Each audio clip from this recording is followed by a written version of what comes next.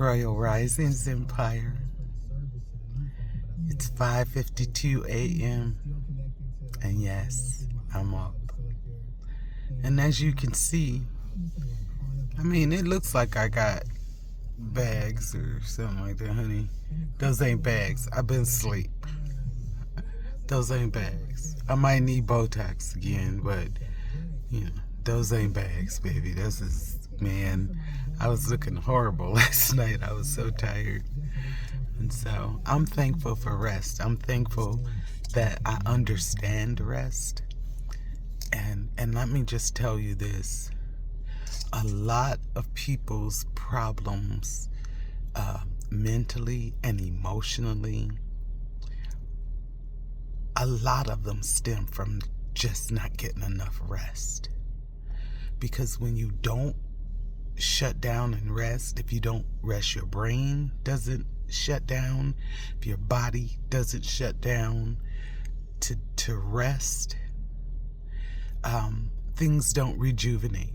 See, in your sleep, in your rest, in your downtime, the cells in your brain rejuvenate. The cells in your body rejuvenate. Your organs replenish themselves as you sleep. You know, a lot of times we don't get, unless something's wrong with you, you know, good rest, good diet, good exercise will keep your body. You need it. I need it.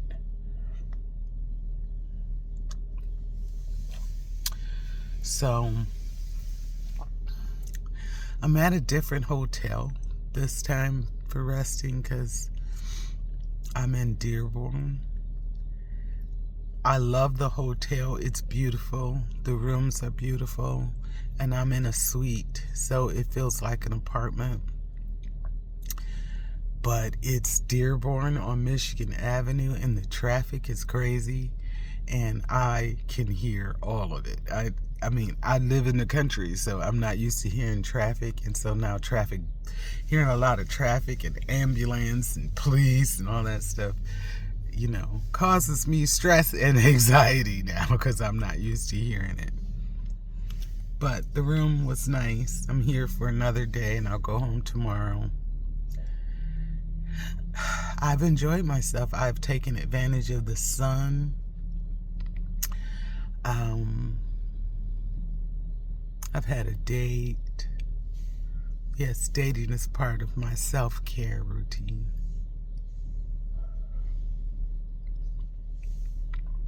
You say, Audrey, well, how many dates do you go on?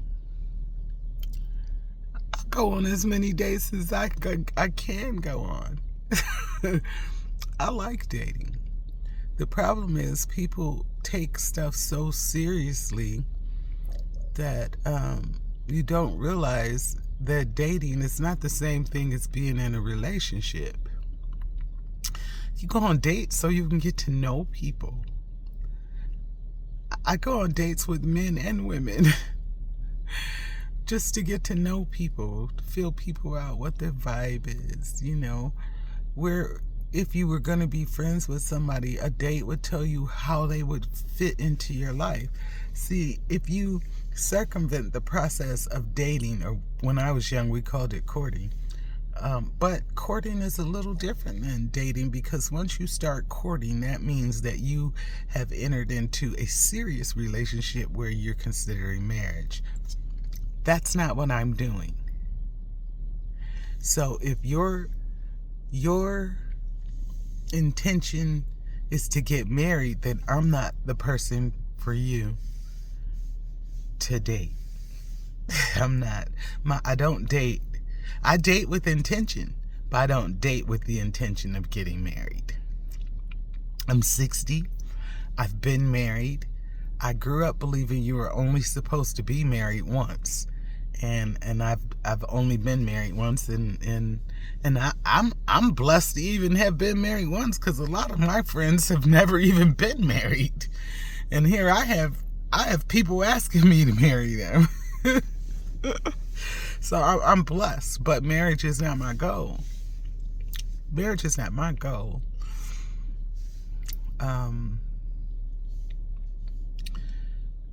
To me, marriage is business when you're my age.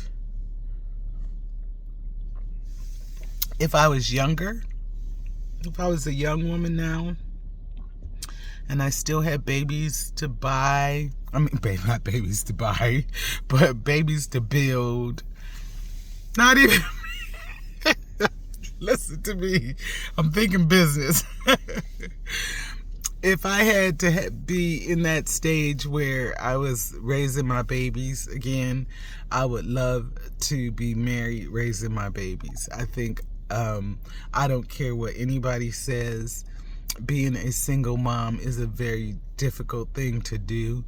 I don't care how easy we make it look, but I can tell you every single mother in the middle of the night cries for help. Everyone. Unless she rich and she went to the clinic to get that baby for herself. We all cry in the middle of the night for some help. And it don't necessarily mean we don't have it. It's just it's unnatural. It's out of order for us to just be single, even for men, to just have children by yourself.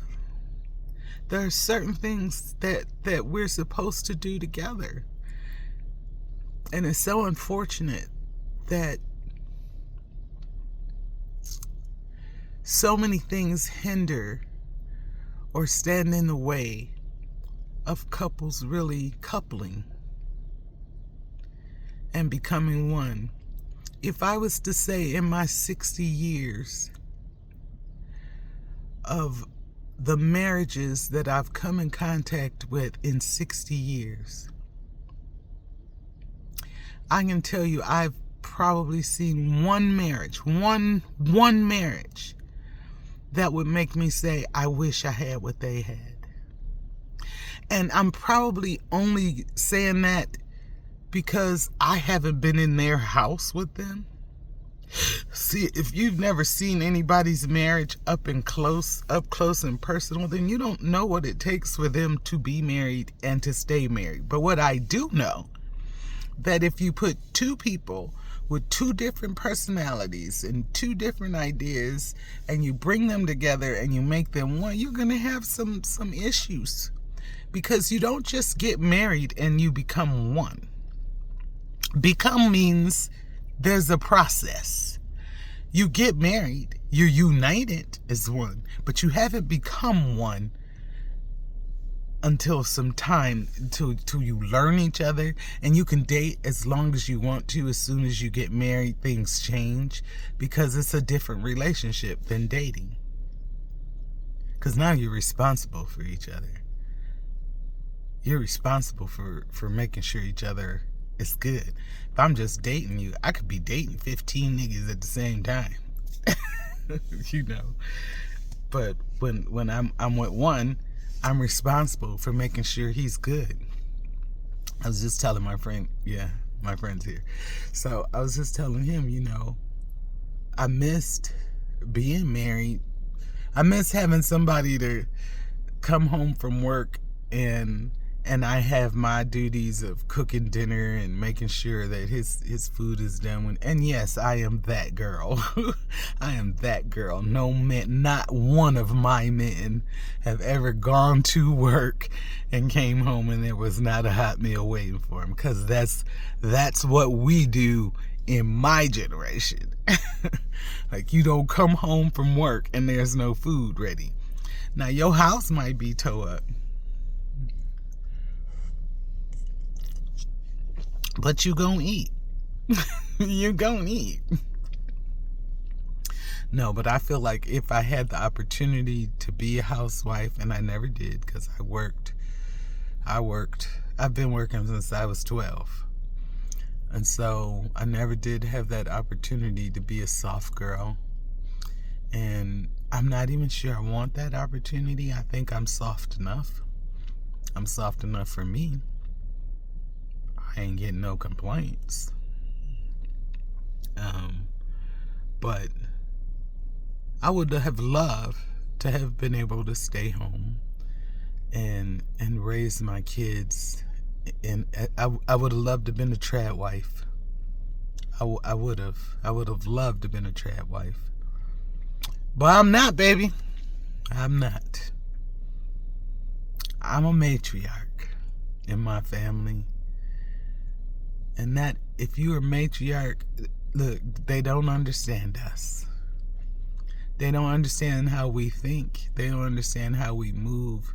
They don't understand that I no longer really, beyond taking care of myself so that I live the best life I can live, I do all that because I want to be here to see my grandchildren, my great-grandchildren, and my great-great-grandchildren if I can. You know, it's for them. See, I'm breaking curses in my family. I came from, to say the least, a dysfunctional family. I don't really even know if you could call us a family or some type of consecration camp we lived in.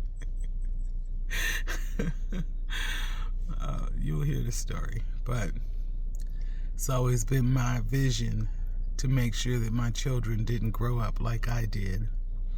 That they grew up, you know, to this day, I question whether my mother loved me or whether my father loved me. I question all that to this day. Now, does it hinder me from doing what I'm going to do? No. But that little question of whether or not my mom or my dad loved me lingers inside of me and harasses me. And sometimes I battle with feeling unlovable.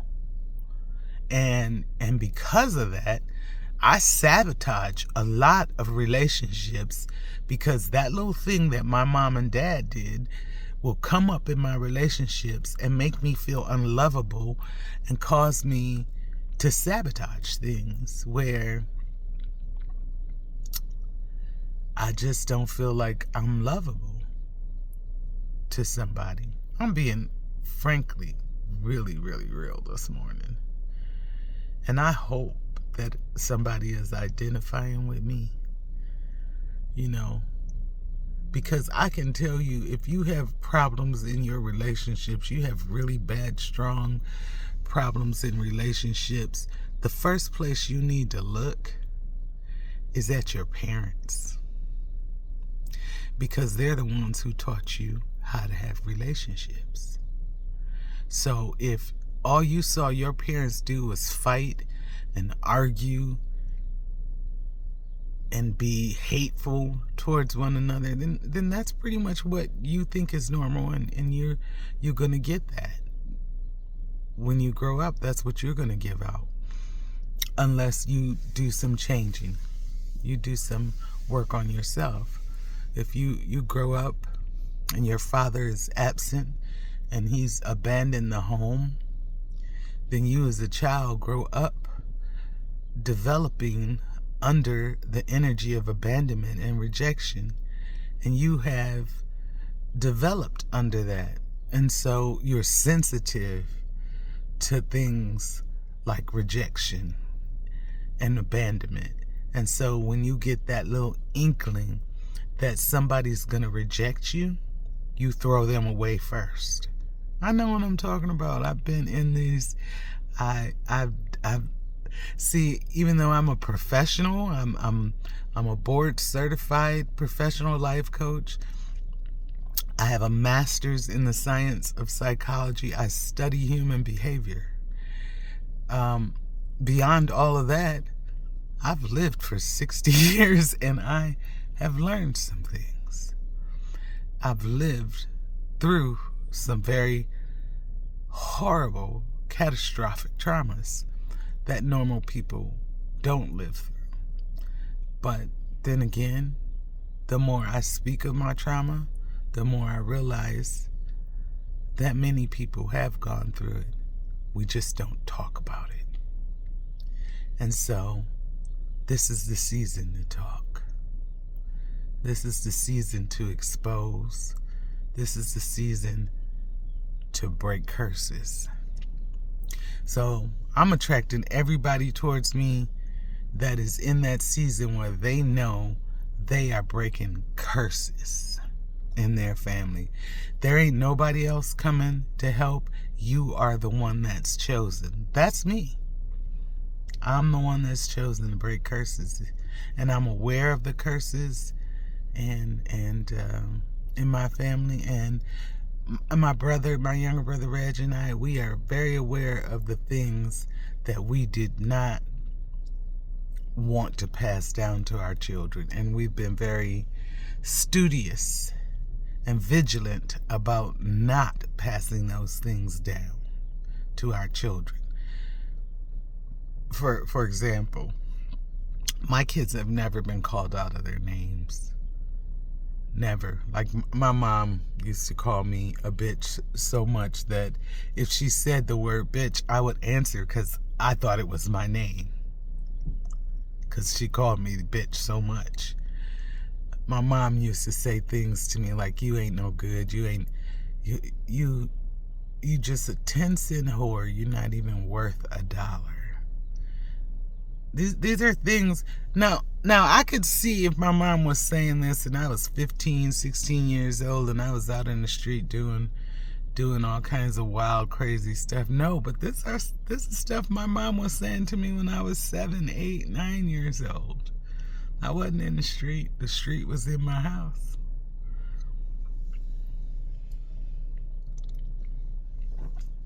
And I promised myself when I had kids that I would never call them out of their names.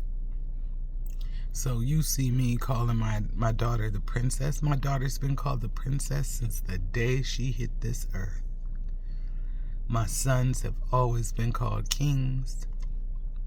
They've never been called out of their names. I've never angrily called them out of their names. Man, I used to hate that as a kid. I did. And even just thinking about some of the things that my mom would say to us as kids just makes my blood boil. And if I could go back and slap the shit out of my mom, I would go back and slap the shit out of my mom. If I could talk to my mom like I talk to some of the young women I talk to now, I would talk to her so harsh. I would, till she got her shit together. Because my mom was very brilliant. She was a smart woman. She just was angry a lot. She was just angry a lot.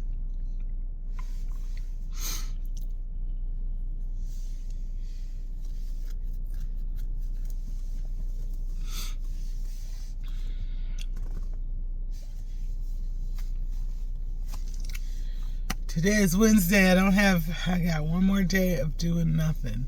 I didn't do any writing or planning while I was here. I literally just rested. Because I got some things that are going on in my home. And I needed this break before they started. And I'm excited for the summer.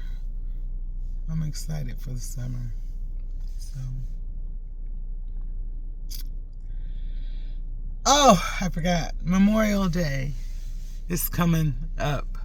So on the 24th, which is the Sunday before Memorial Day, I'm having a bonfire movie night at my house. I'm not going to post my address on here. But if you would like to come, there's plenty of room. And yeah, I do events that people show up that I don't even know. And we don't mind. You show up, you Empire and your family. We smoking, we partying. You can actually pull your car up because my screen is big and my property is big enough and my screen is big enough. But you won't need to because there's plenty of seating and the bonfire. There's actually 2 bonfires, so we're gonna have a good night. Memorial night. The princess has been itching to have this movie night. So I don't know what the movie is gonna be, but we'll figure it out. And so I look forward to seeing the family on Memorial Day weekend. And you guys can have Memorial Day to yourself, because everybody got to go to work the next day.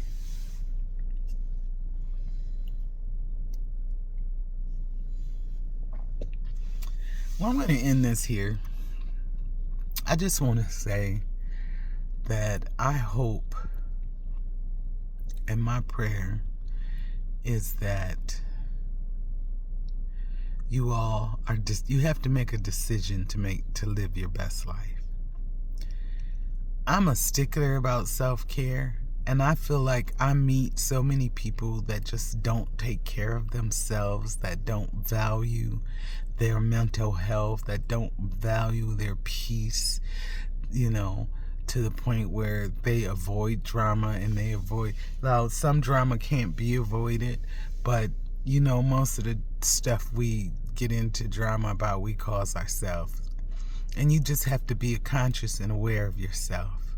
So today I speak awareness over you, that you become uniquely and intermittently aware, in tune, and in alignment with yourself.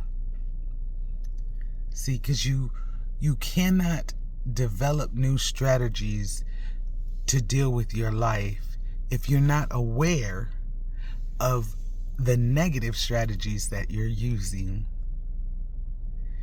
to cope with life. So, today is about awareness. Sit with yourself. Ask yourself this: what triggers me? What makes me feel off kilter? What steals my peace? What drains my energy? And you have to start looking for things that build you up in those areas. I love you and I want the best for you. And I am the Empress. And you all have a wonderful day. I say, I'll see you Thursday at Just Me.